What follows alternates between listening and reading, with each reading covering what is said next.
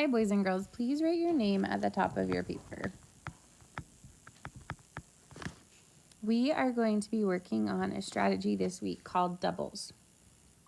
Doubles is when you have two numbers added together. We just memorize what they equal so that when we're doing different addition problems, we don't have to use our number line or any of our counting strategies.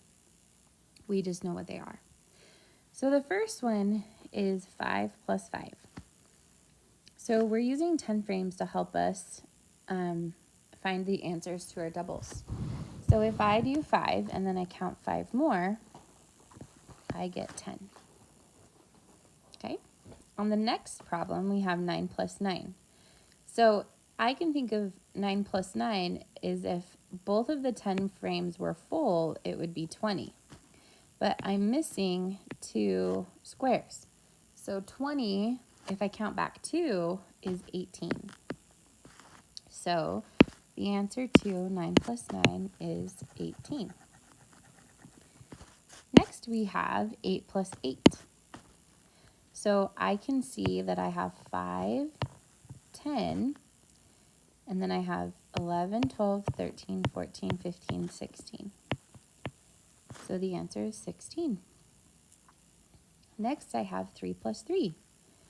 I have 3 here, 4, 5, 6. So the answer is 6. The next one is 2 plus 2.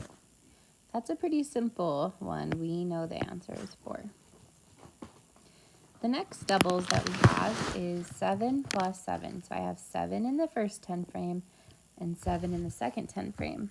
So let's find out how many I have altogether. I have 5 and 10 plus 2 more is 12, 13, 14. On the next one, we have 10 plus 10. So most of us already know that 10 plus 10 is what? 10 plus 10 is 20. And on our last 10 frame, we have 6 plus 6. So I have 5 and 10, and then I have 2 more. So that's going to be what? 12. So we're going to keep working on all of these doubles this week and finding them in different ways so that when we see them on our math problems, it will be really quick for us to find the answer. Just did doubles over here. If you look at the back, we have plus 4 math facts.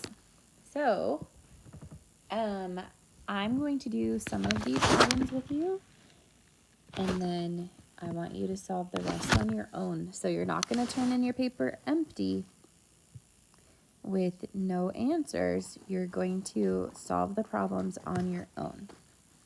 So we always look at the problem and we circle the bigger number and then count up the next number. So we have 4, 5, 6. Now we have 4 plus 1 more is 5.